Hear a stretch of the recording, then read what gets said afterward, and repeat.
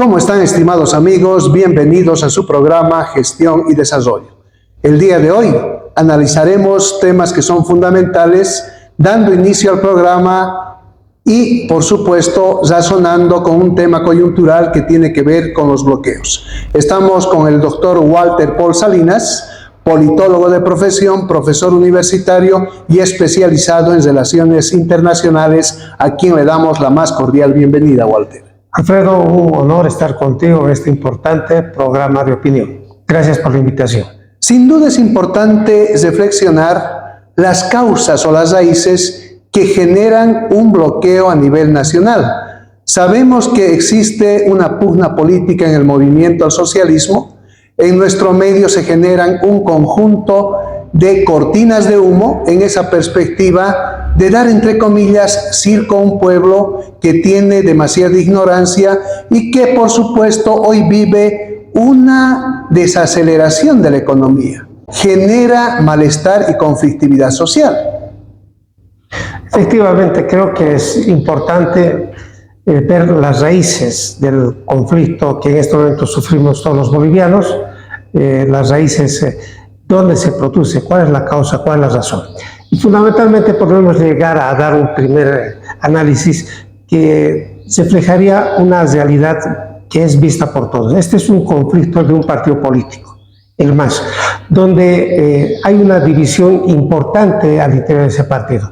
De una parte, el jefe del Ejecutivo tiene un criterio y de otra parte, el jefe del partido, don Evo Morales, tiene otro criterio. Este conflicto de estas dos importantes personalidades da lugar a que se genere esta situación que pone en causa al conjunto del país. Es importante reflexionar esa pugna política, pero también tendríamos que reflexionar los resultados de gestión del gobierno en su momento de don Evo Morales Ayma y los resultados que tenemos hoy con Luis Arce Catacora. Entonces, los resultados no son muy halagüeños y cuando hablamos de esos resultados referenciamos que los procesos de industrialización todavía no están generando el retorno de las inversiones. Hay muchos cuestionamientos en función de mercados y de la institucionalidad para hacer gestión de las empresas estatales. Por otro lado, nos damos cuenta que cuando se contrae la economía después de la pandemia, la conflictividad de la elección del 2019, esta economía no se ha podido parar en relación a retornar con inversiones que son del sector público y que por supuesto deberían garantizar el subsidio de los combustibles en este caso. También ese es un gran problema porque sabemos que los costos del combustible inciden en los costos de transporte y estos costos de transporte van a generar inflación en la economía. Yo creo un dato que va a complementar mucho lo que acabas de decir es la rebaja de las reservas internacionales, la disminución en el país. El año 22 teníamos 3.796 millones. Y hemos terminado el año 23 con 1.709 millones, es decir, nuestras reservas internacionales han disminuido en más de 2.000 millones de dólares en un año. ¿A qué se debe lo que tú has dicho?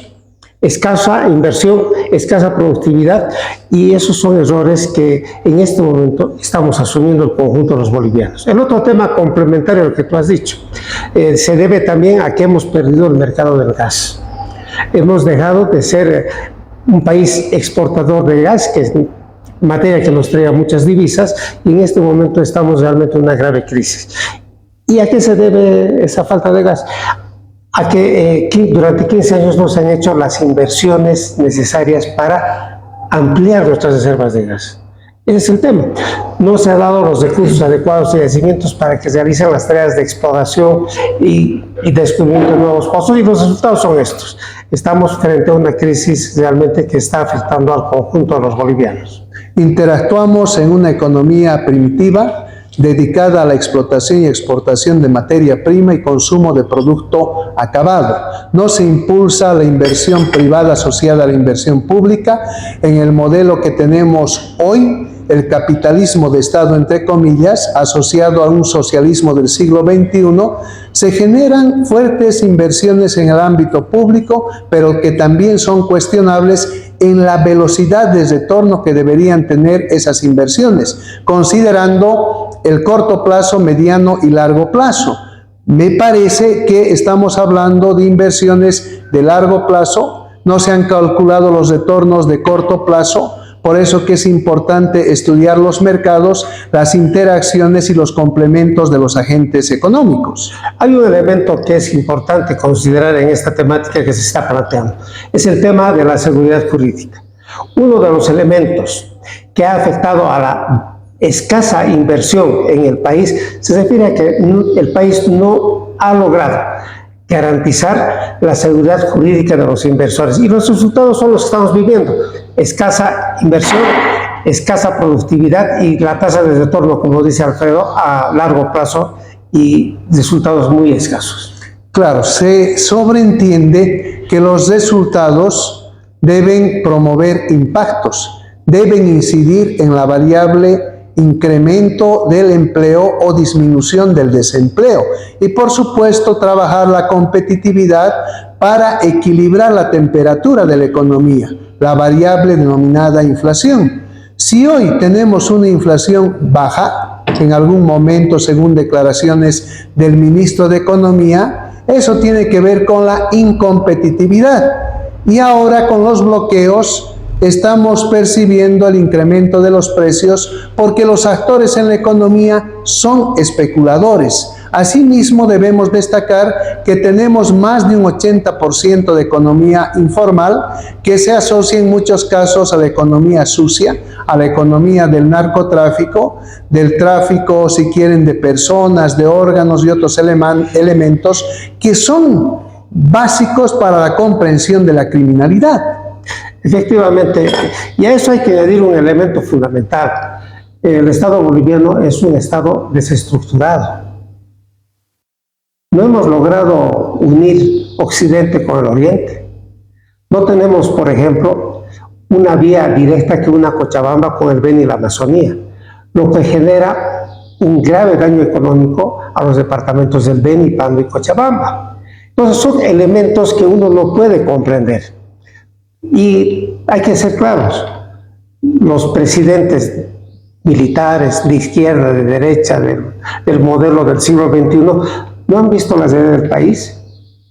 No se han dado cuenta que el gran problema del país es esa desestructuración que no permite desarrollar economías competitivas. Por ejemplo, el Beni no procesa su carne, no industrializa su carne, lo hacen en Santa Cruz.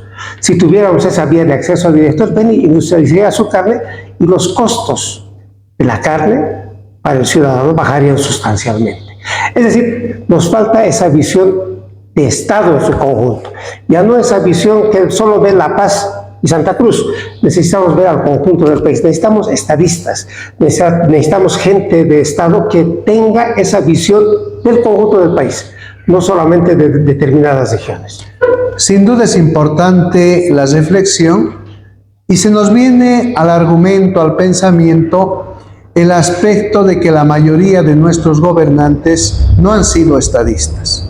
Las medidas o políticas económicas y sociales de orden particular no han confluido con la doctrina de Estado y la identidad de ser bolivianos para poder avanzar en este cometido de hacer economía y desarrollo.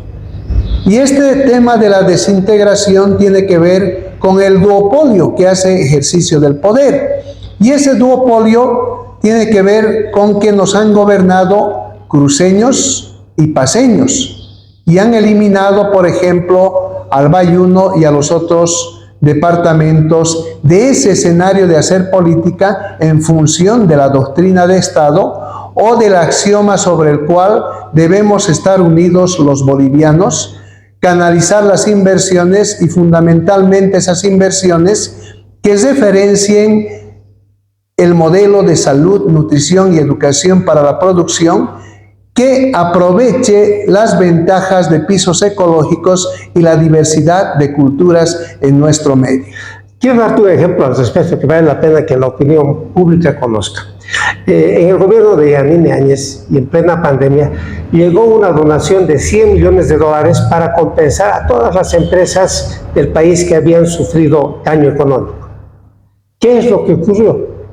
Dos importantes funcionarios, el señor Marinkovic y Ortiz, en 24 horas destinaron el conjunto de esa donación, que era para el conjunto de los bolivianos, a las empresas de Santa Cruz. Esa es la forma como se está actuando. Y no puede ser así. Entonces yo aprovecho esta oportunidad que das y el análisis que realizas para poner en conocimiento de gran parte de la opinión pública de este hecho concreto que refleja cómo se está gobernando el país, cómo se están destinando recursos de inversión en el país. Y eso es absolutamente inequitativo y grave para el conjunto del país. Hay algo que me interesa razonar con Walter, con usted, estimado televidente. Estamos hablando de entre 4.000 y 5.000 hasta 6.000 millones de dólares de inversión pública. Esa inversión pública es significativa en relación a años anteriores a lo que es el socialismo del siglo XXI. No estamos defendiendo a los neoliberales, porque lamentablemente en nuestro medio el que hace política no se siente en general un servidor público, no se siente honrado para dinamizar las inversiones y generar al mismo tiempo resultados propios de gestión que incidan en los distintos momentos de disminución de las desigualdades de la población boliviana, en estandarizar la cultura y el desarrollo. Y en ese cometido de que no se están trabajando los elementos de economía, tenemos que reflexionar hoy los bloqueos, esos bloqueos que sin duda, mediante la especulación, como habíamos indicado, han de generar un proceso de inflación. Y se demuestra nuevamente el incompromiso que tienen los agentes económicos. Y fundamentalmente acá quiero hacer una crítica fraterna a un gobierno central. Se habla mucho de justicia.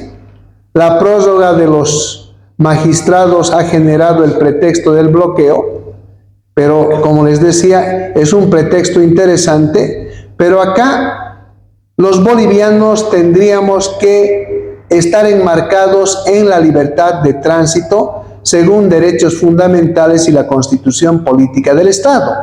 Y la pregunta es la siguiente: ¿por qué un gobierno central no aplica la ley, la regulación para desbloquear? ¿Cuál es el problema de fondo? ¿Generar mayor calentamiento de los actores involucrados? ¿Seguir con la pulseta política? Porque cuando hablamos de la regulación podemos colocar de ejemplo a la economía chilena.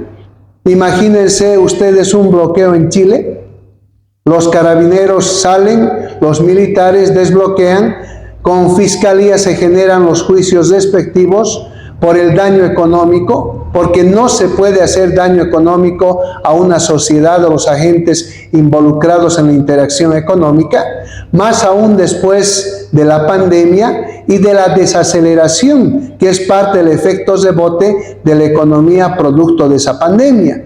Entonces debemos de configurar nuestra economía y seguimos con los bloqueos.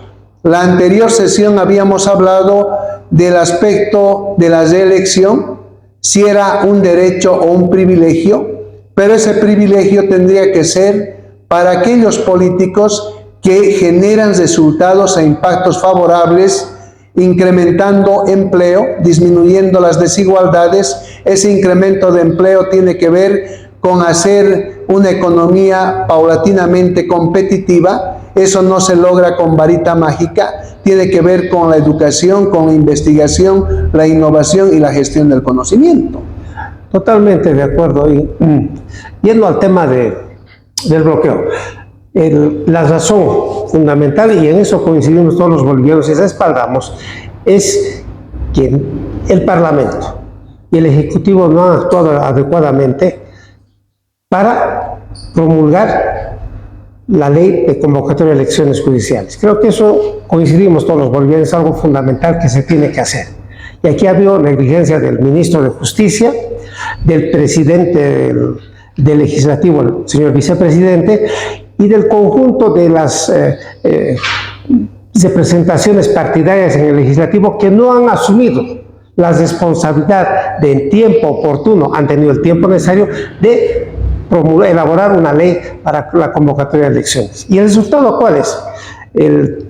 Ilegalmente, irregularmente, las autoridades del Poder Judicial han prorrogado su mandato. Eso es una ilegalidad. Eso está penado por la Constitución. Y el argumento que han usado, que no es lógico, dicen que no queremos generar vacío de poder.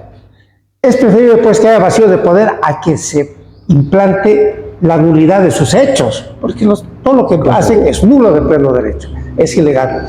Y las responsabilidades pues del legislativo, del ejecutivo, que no han asumido su responsabilidad, y las consecuencias las estamos viviendo los bolivianos.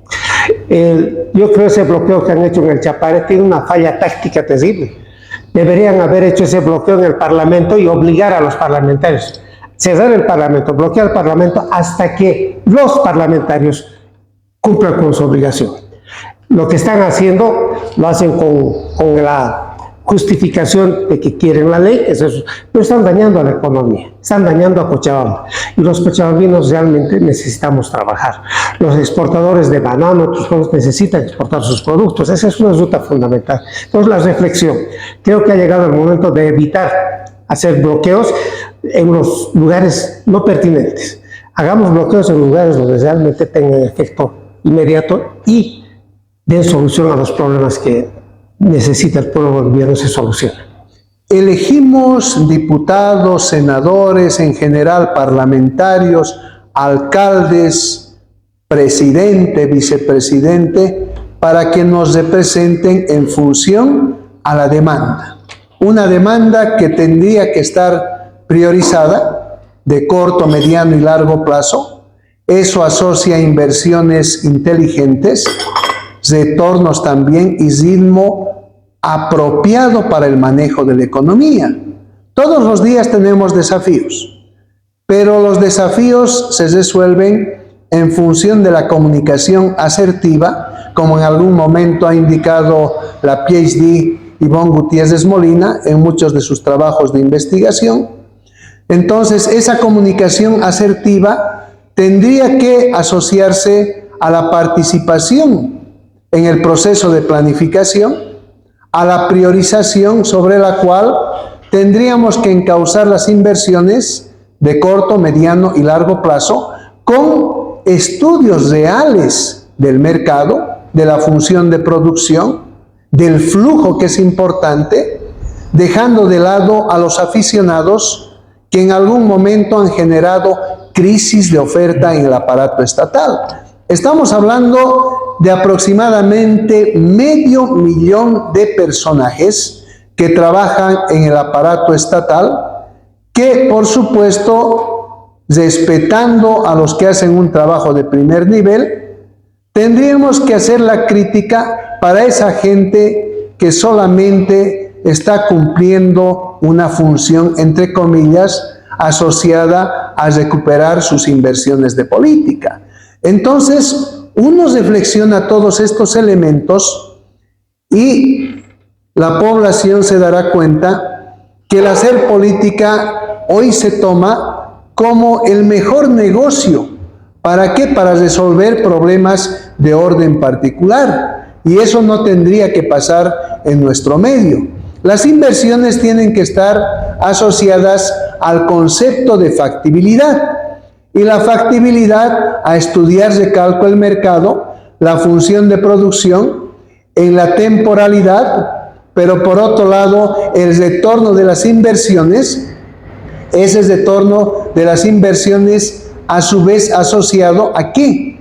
Al tema del impacto positivo en el desarrollo y a generar la gestión de riesgos que por supuesto tenga la capacidad de hacer efecto compensación en los sectores que haga daño la inversión. Entonces es un tema interesante. ¿Y dónde están las universidades? Uno se pregunta.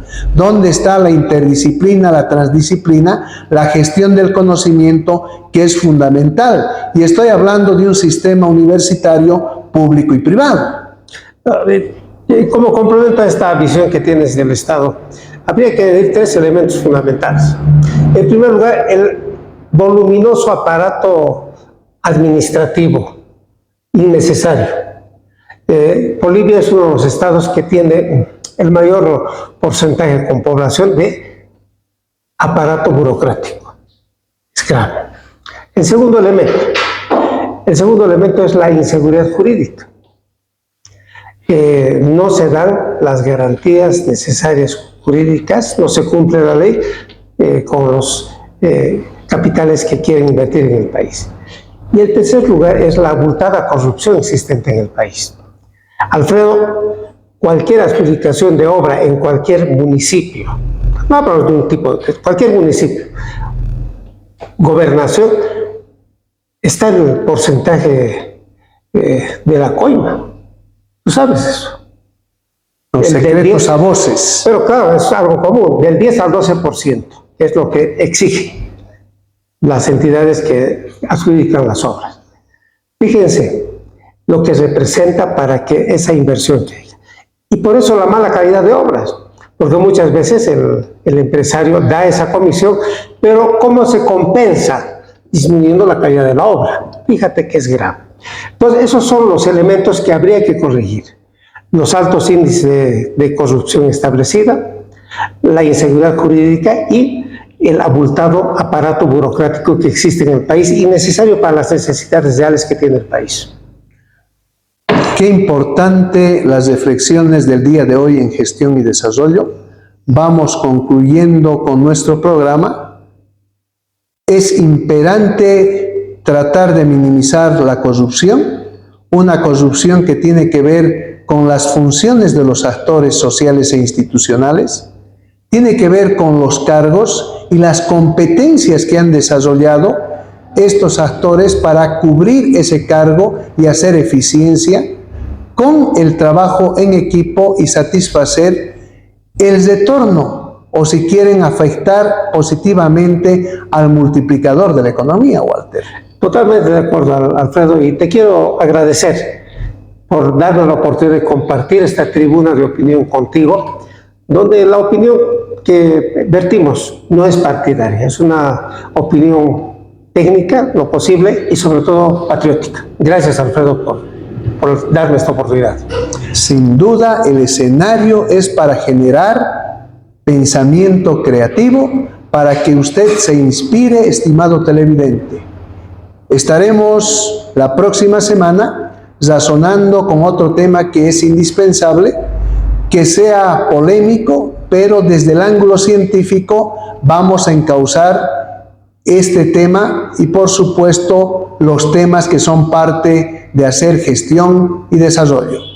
Que tengan éxitos en la presente semana y por supuesto cultiven la energía positiva.